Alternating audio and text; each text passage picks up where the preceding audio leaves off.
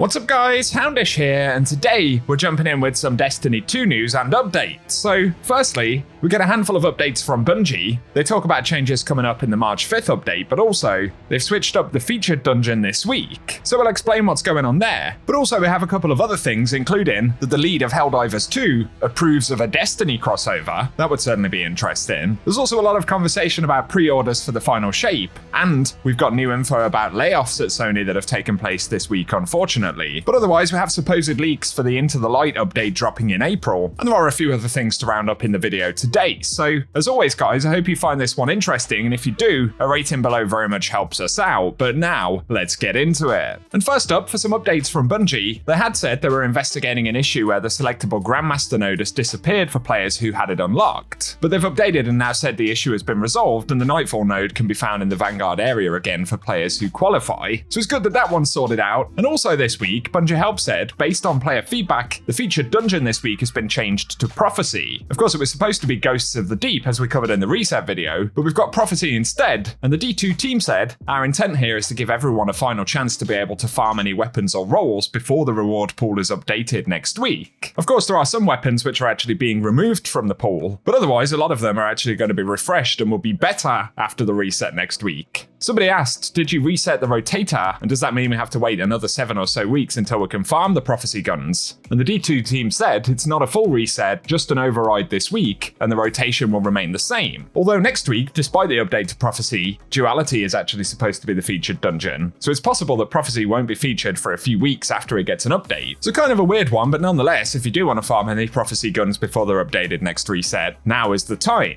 And then following the TWID last week, where we got a bunch of information about PvP updates, including the new passage for Trials of Osiris, the Destiny 2 team said, to clarify a few things on Passage of Persistence, progress on this card, like all other passages, is reset weekly. And when we said permanent in the TWID, we meant that those wins could not be removed by losses. So you can't work on the same card over multiple weeks, and that kind of makes sense. But Bungie's wording was a bit strange. So they clarify Passage of Persistence has a trailing backstop, which means even though losses remove wins, your passage will never drop below your furthest progress -1. So, for example, if you get to 2 wins, you can't drop below 1, or get to 3 wins and you can't drop below 2. On top of that, somebody said, is that passage once per week, or can I do it over and over? And the team said you can reset your card and do the passage again for another adept reward, but it doesn't unlock adept farming the same way going flawless does. So overall, still a better option for players who perhaps don't go flawless consistently. It'll enable more players to get adept trials weapons, but there are some limitations, including that we can't do adept farming at the end of the passage. Nonetheless, it is a positive. I think most players are excited to see that passage introduced, and it may even improve population for Trials of Osiris once it's live on the 5th of March. Otherwise, in the TWID, last week they did confirm that they'll give information about Guardian games for 2024 in the TWID this week, so if you're curious about that one, keep it locked and loaded on Thursday. I would anticipate probably we're going to see a very standard seasonal event, although hopefully Bungie can do some interesting stuff with rewards, and most likely we will get at least one new weapon for Guardian games. And that will add to the list of other weapons being introduced, the new ones for the Nightfalls and playlists.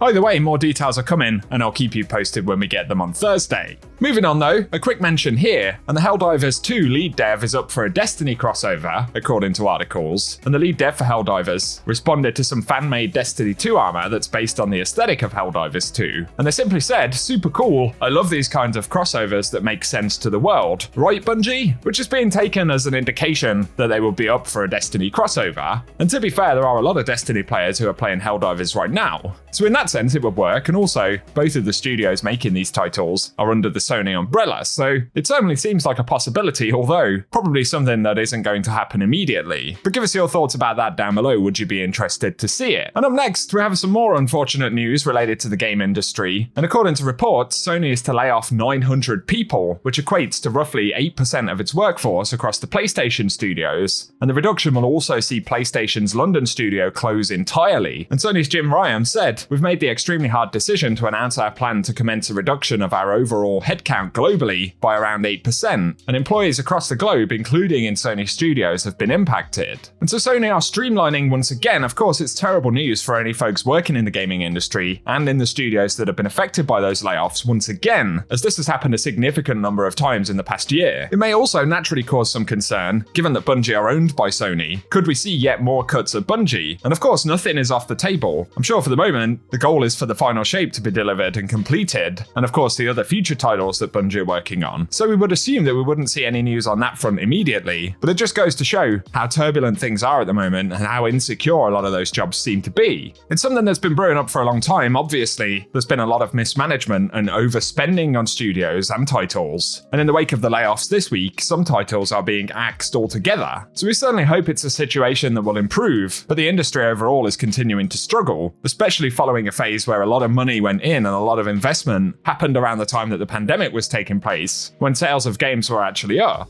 And of course, that seems to have sharply dropped in the past couple of years as things have sort of started to normalize a little bit, which is leaving studios in a lot of trouble. And while this isn't directly impacting Bungie again right now, it certainly will cause a lot of concern, and it's pretty unfortunate, but give us your thoughts about it down below. Up next though, some other bits which may be interesting, and Bungie leaks shared to Twitter, unconfirmed Into the Light leaks, and these supposedly come from an ex-Bungie employee. Of course, only time will tell if they are correct, but since we'll get information about that in a few weeks, it will be interesting to see if these supposed leaks hold any water. But apparently there won't be a raid refresh, and some players had anticipated maybe Garden of Salvation will finally be updated. According to this, that won't happen. Once again, take it all with a grain of salt, but it says the focus will be on revisiting previous DLC locations, focusing on each one for a couple of weeks, with Shadowkeep not being included. But overall, they say the storyline will be similar to the evacuation quests that we had in Season of Arrivals, and more than likely they'll be very Rivens-wishy in terms of how the quests are for each destination, so I'm sure loads of players will be excited to hear that. That was sarcasm. Maybe I'm not good at sarcasm before the comment section corrects me. But according to this, the first 2 weeks will focus on Beyond Light and Europa, and we'll see Europa weaponry issues, as well as stasis meditations, in the form of a sort of redone stasis progression system to make it more streamlined like Strand was. And obviously that will be focused on unlocking stasis for newer players or players who don't have the expansion. But it goes on to say the next 2 weeks will focus on Witch Queen and Throne World. Once again, Throne World weapons will see a perk refresh, and they indicate that there'll be a few new deep side puzzles, but nothing super big. And according to this, there's also a 2-week period for Lightfall and Neomuna to be focused, but there's no info on what happens there exactly. Although, they've said these will also have episode story beats in them, probably teasy stuff if anything, and apparently Clovis Bray gets mentioned on Europa, and Fikrul gets a mention in the Throne World, and so perhaps these are characters that in some form or another will see a renewed focus for episodes that'll be dropping probably after July of 2024. So once again, absolutely this is not confirmed yet, although D2 Leaks did indicate they'd given further information about episodes themselves, but they don't plan to release any of that info unless these Into the Light leaks turn out to be correct. So we'll simply have to wait and see. And I'd say as well, this is probably the sort of scope of updates that I would imagine we'd get actually for something like Into the Light. But once we get past March 5th, we'll only be just over a month away from when Into the Light is meant to drop. So it seems pretty likely to me that we'll start getting info in the next few weeks. But give us your thoughts down below and we'll keep an eye on them to see whether they turn out to be correct. A final thing to mention here, but a conversation that's been happening in the community following a Destiny bulletin post, and they've said according to their analysis, the Final Shape pre-orders seem to be less than 25% of Lightfall's total figures, and this is based on pre-order exclusive emblems for expansions applied on all Destiny 2 profiles, and they say the data has been provided by Charlemagne Bot on Discord. It's an interesting one to point out. Of course, there are a multitude of factors here. Firstly, there'll be a lot of folks who pre-ordered and then cancelled those pre-orders, or simply never got to the point where they actually made the pre-order right. A lot of people won't pre-order before, say, a few weeks before that expansion drops. So that's a component. And we also have to factor that some platforms like Xbox sort of automatically refunded players because the release date for Final Shape was actually moved back. And obviously this can only highlight player accounts that actually received the pre-order bonuses and then equip them. So it absolutely doesn't give us a full picture of what's going on here. But there will also be a component for sure where yes, the pre-orders are down on previous years given community sentiment. And just like I've seen a lot of you guys in the comment section say, you don't plan to pre-order or even purchase the expansion until you actually see the content, give it a couple of weeks to sort of get reviews and things like that from folks about how good it is. And I think that's another element for the Final Shape specifically. And so while this data is definitely not perfect, I can see why players and people in the community find this info a little bit concerning, but equally I don't think it's remotely surprising